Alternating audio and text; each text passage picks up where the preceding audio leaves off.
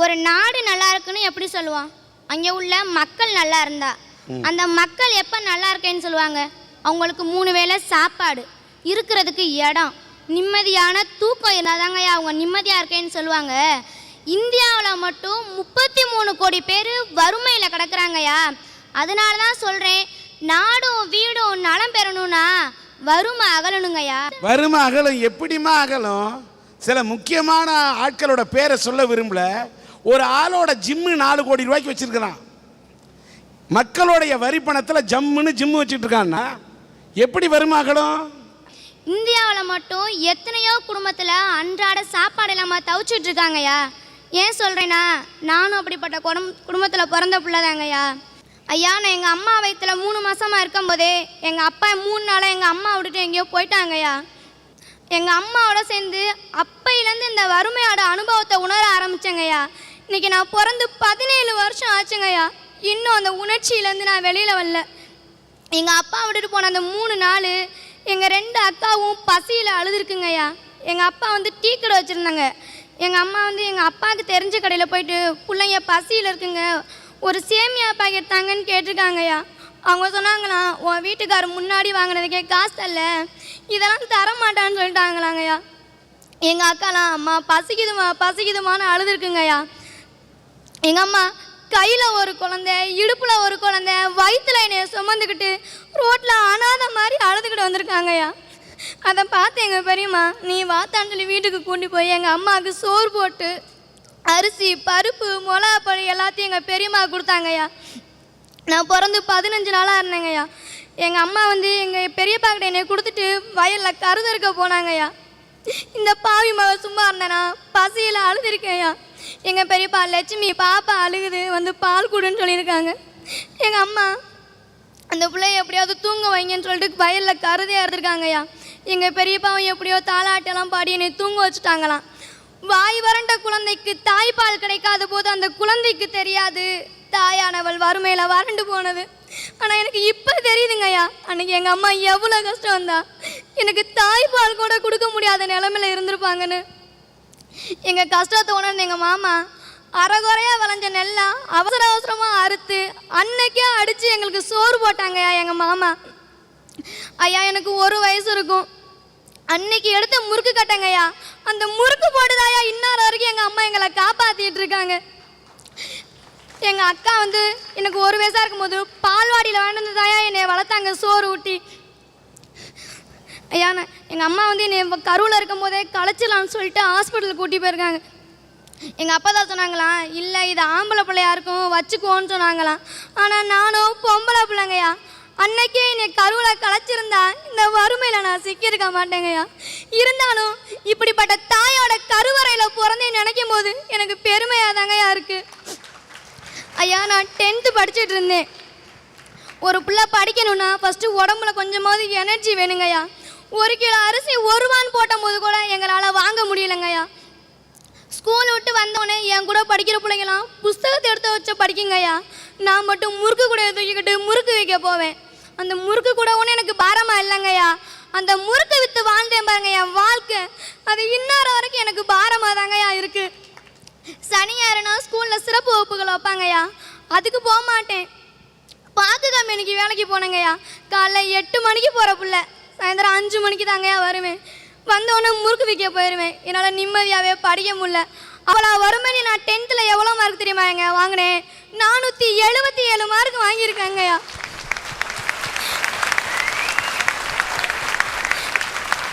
எங்கள் 2வது அக்கா அது 12th முடிச்சோடனே அது கூட படித்த பிள்ளைங்களாம் காலேஜுக்கு போயிடுச்சுங்கய்யா. அந்த பிள்ளை மட்டும் குடும்ப கஷ்டத்துக்காண்டி மறு வருஷம் காலேஜுக்கு போகாமல் வேலைக்கு போச்சுங்கய்யா.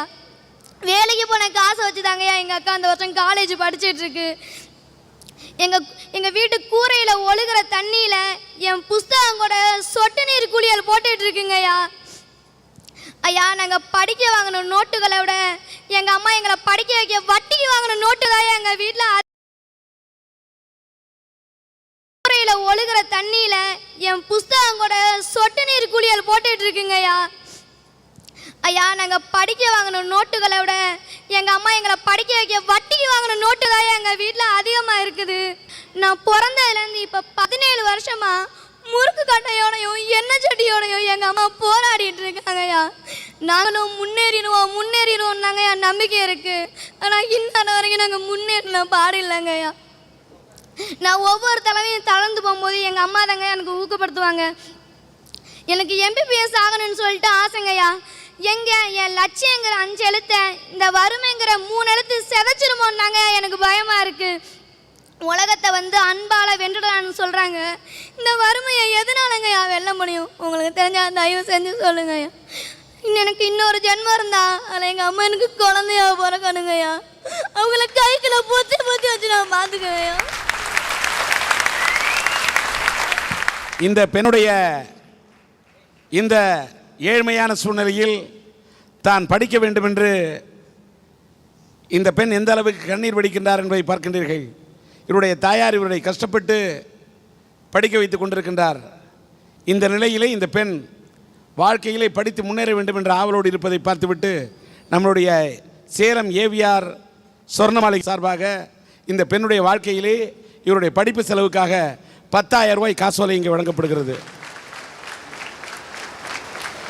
இங்கே ராஜராஜன் பொறியியல் கல்லூரியிலிருந்து அதனுடைய முதல்வர் வந்திருக்கின்றார். இந்த பெண்ணுடைய நிலைமையை கேட்டுவிட்டு இவருடைய கல்வி நலத்தை கட்டி பாதுகாக்க வேண்டும் என்ற அடிப்படையிலே இந்த பெண் படிக்க வேண்டும் என்று சொன்னால், பொறியியல் படிக்க விரும்பினால் அந்த படிப்புக்கான முழு செலவையும் ஒரு இலவச சீட்டை தருவதன் மூலம் இந்த பெண்ணுக்கு கொடுத்து இந்த பெண்ணை படிக்க வைப்பதாக அறிவித்திருக்கிறார்கள். அவர்களுக்கு எங்களுடைய சன் டிவியின் அரட்டை அரங்கத்தின் சார்பிலும் நேயர்கள் சார்பில் மனமார்ந்த நன்றி. ஐயா, ஜெயமே லயம் லயமே ஜெயம், எல்லோரும் இறைவனின் அடிகள். ஐயா, நாடும் வீடும் நல்லா இருக்கணும்னா ஆன்மீகம் மலரணும். ஒரு டைலாக் சொல்றேன், கேட்டுக்குங்க. சாமி கம்முன்னு இருக்கும், மாமி கும்முன்னு இருக்கும். ஆனா இப்ப வர்ற சாமியார்லாம் கும்முன்னு இருக்க மாமிய கம்முன்னு அமைக்கிட்டு போயிடுறாங்க. அதாயா இன்னைக்கு ஆன்மீகம். ஐயா, ஆன்மீகம்னா ஆன்மீகமா ஐயா மலரணும்னு சொல்ற? ஆன்மீகம்னா என்ன? உன்னை பத்தி உன்னிடமே எடுத்துரைப்பதுதான் ஆன்மீகம். அன்னைக்கே ஒரு கவிஞன் அழகா எழுதி வச்சுட்டு போனா, ஆன்மீகம் என்பது மதம் சார்ந்ததல்ல, உன்னுடைய மனம் சார்ந்ததுன்னு எழுதிட்டு வச்சு போனாயா. ஆனா இன்னைக்கு அப்படியா இருக்கு? ஆன்மீகம்னா 2 பேர் தான் ஃபேமஸ். ஒருத்தர் திருவண்ணாமலையில் இருக்காரு, இன்னொருத்தர் மதுரையில் இருக்காரு. அதில் திருவண்ணாமலையில் இருக்கவர் சொல்றாரு, என்னுடைய 12 வயசுலேயே 1/2 கிலோமீட்டர் தூரத்தில் உள்ள எல்லாத்தையும் என் ஞான திருஷ்டியால் பார்த்துருவேன் அப்படின்னு சொன்னாராம். அட கும்பிட்ட, 1/2 கிலோமீட்டர் தூரத்தில் உள்ளதெல்லாம் கரெக்டாக சொல்றியே, உன் 1/2 அடி ரூம்ல 1/2 இன்ச்சு கேமரா இருந்திருக்கே, அது உனக்கு தெரியலையா? ஐயா, ஆன்மீகவாதிகள்னா எப்படி இருக்கணும்? விவேகானந்தர் இருந்தாங்க ஐயா. அந்த காலத்துல ஆன்மீக கொள்கையை பரப்பணுங்கிற ஒரே நோக்கத்தோட சிக்காகோ போறதா இருந்தாங்க. பாவம், பண வசதி அவர்கிட்ட இல்லை. அவருக்கு உதவி செஞ்சதுங்கிறது ராமநாதபுரம் மன்னன் பாஸ்கர சேதுபதி தான் ஐயா. அவர் பாஸ்கர சேதுபதி மன்னன் உதவியால் சிக்காகோ போய் பயணம் செஞ்சு ஆன்மீக சொற்பொழிலாம் முடிச்சுட்டு வந்துட்டார். வரும்போது பாஸ்கர சேதுபதி மன்னன் வரவேற்புக்காக நிற்கிறாங்க. வந்து இறங்க போகும்போது, ஐயா ஒரு நிமிஷம் நில்லுங்க அப்படின்னு சொல்கிறாரு. நல்ல செயலை செஞ்சுட்டு வந்திருக்க நீங்கள் உங்கள் காலை தரையில் வைக்கக்கூடாது, என் தலையில் வைங்கன்னு கீழே குனிஞ்சு விழுந்தாருயா. இந்த மாதிரி ஆன்மீகவாதிகள் அன்னைக்கு இருந்தாங்க ஐயா. ஆனால் இன்னைக்கு அப்படியா இருக்காங்க? அதனால தான் சொல்றேன், நாடும் வீடு வளம் பெறணும்னா நல்ல ஆன்மீகவாதிகள் தேவையா. யா, தீ சட்டையில ஊட்டுனா கரை, சாமியார் இருக்காங்கய்யா அழகான அறை, தப்பு செஞ்சா போகணும் சிற. நான் பேச வந்த டாபிக்கோ வன்முறை. ஐயா, இன்னைக்கு வன்முறை எங்கிருந்து ஆரம்பிக்குது? வீட்டில் தான். இன்னைக்கு தீபாவளிக்கு பட்டாசு வெடிக்கிறாங்களோ இல்லையா, வீட்டில் டம்மு டம்முன்னு வெடி வெடிக்கிறாங்கய்யா. ஒவ்வொரு வெடியும் வான வெடிக்க மாறிதாயா. அங்கேருந்து அம்மா தோசைக்கல்லை விட்டு எறிகிறதும், அப்பா சப்பாத்தி கட்டை விட்டு எறிகிறதும் பார்க்குறக்கே சந்தோஷமா இருக்கியா. எனக்கு இல்லை, பக்கத்து வீட்டுக்காரனுக்கு.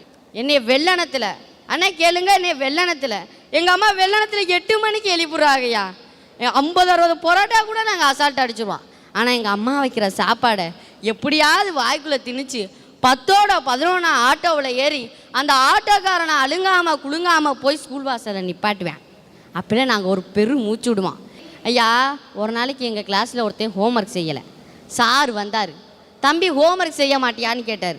அக்கா அவன் என்ன தெரியுமா சொல்கிறேன், சார் என் மேலே கையை வச்சிருவீங்களா, இல்லை கேட்குறேன் என் மேலே கையை வச்சிருவீங்களா, 3 வருஷம் ஜெயிலு களி சாப்பிடணும் அப்படின்னுங்கிறேன். இன்றைக்கி ஒரு சட்டம் வந்துச்சு, மாணவர்கள் மீது தடியெடுத்தினால் ஆசிரியருக்கு தண்டனைன்னு. ஆனால் அப்படிப்பட்ட சட்டமே இன்னைக்கு வன்முறையாக போயிடுச்சியா. அதனால தான் சொல்கிறேன், இன்னைக்கு வன்முறை ஒழிஞ்சா நாடு வீடும் வளம் பெறியா. அன்னைக்கு நம்ம நாடும் வீடும் வளம் பெறணும்னா வறுமை தான் அகலணும்னு நான் மட்டும் சொல்லலை சார், நம்ம நாட்டோட முதல் குடிமகனும் அதுதான் சொல்கிறாரு. என்னன்னு கேட்குறீங்களா, முன்னாடிலாம் நம்ம நாட்டில் ஜனாதிபதியாக பதவியேற்றா அவங்க மக்கள்கிட்ட ஆற்ற முதல் உரையில் என்ன தெரியுமா சார் சொல்லுவாங்க, நம்ம நாட்டை பொருளாதாரத்தில் முன்னேற்றணும், நம்ம நாட்டோட கல்வி அறிவு உயரணும், நம்ம நாடு வல்லரசாக மாறணும்னு சொல்லுவாங்க. ஆனால் பிரணாப் முகர்ஜி என்ன தெரியுமா சார் சொன்னார், நான் உங்கள் எல்லாரையும் 2வது சுதந்திர போராட்டத்துக்கு அழைக்கிறேன்னாரு. யாருக்கும் எதுவும் புரியலை. அவர் என்ன தெரியுமா சொன்னார், இன்னைக்கு நம்ம நாடு வறுமை பசின்னு 2க்கு கீழே அடிமைப்பட்டு கிடக்குது, அதை அகற்றுறதுக்கு தான் உங்களை நான் 2வது சுதந்திர போராட்டத்துக்கு அழைக்கிறேன்னு சொன்னார் சார். சார் அவர் அதோட மட்டும் நிற்கலை, இன்னைக்கு நம்ம நாட்டோட சரித்திரத்திலிருந்தே வறுமைன்னு ஒன்று அகற்றணும்னு சொன்னார் சார். திருநெல்வேலியில் தச்சு தொழில் செஞ்சு வாழ்ந்து வந்தவர் ரவிசங்கர்னு ஒருத்தர். அவருக்கு மொத்தம் 5 பெண் குழந்தைங்க. அந்த 5 குழந்தையிலையும் 5ஆவதா பிறந்த குழந்தை பேர் மலர்வண்ணம் சார். அந்த பொண்ணுக்கு மூளை வளர்ச்சி சரியில்லை. அதனால நான் என்னதான் வறுமையில் வாழ்னாலும் அந்த குழந்தைய நிச்சயமாக நான் அவளோட ஊனத்தை மாற்றுவேன்னு சொல்லி அவர் படாத பாடில்லை சார். அந்த பொண்ணுக்கு தான் எல்லா காசையும் செலவு பண்ணாங்க சார். ஆனால் காலத்தின் கோலம் அந்த பொண்ணுக்கு எவ்வளோ செலவு பண்ணாலும் ஒரு முன்னேற்றமே வரலை. அந்த பொண்ணுக்கு செலவு பண்ண காசை கடனெல்லாம் அடைக்கிறதுக்கு அவங்க வீட்டில் இருக்க அத்தனை பேரும் வேலைக்கு போனாலும் முடியலை சார். மீள முடியாத வறுமையில இருந்த அவர் கடன்காரங்கள்லாம் வீட்டுக்கு வந்து நின்னதை பார்த்துட்டு நம்ம இந்த வறுமையிலிருந்து இனிமேல் மீளவே முடியாதோன்னு நினச்சி செஞ்ச காரியம் என்ன தெரியுமா சார், சைனைட் வாங்கிட்டு வந்து வீட்டில் இருக்க அத்தனை பேருக்கும் கொடுத்து அத்தனை பேரும் இறந்து போயிட்டாங்க சார். ஒவ்வொரு குடும்பமும் வறுமையினால அழிஞ்சுக்கிட்டு வர்றதுன்றது யாருக்குமே தெரியாது சார். அதனால தான் சொல்கிறேன், இன்னைக்கு நம்ம நாடும் வீடும் வளம் பெறணும்னா வறுமை தான் சார் அகலணும்.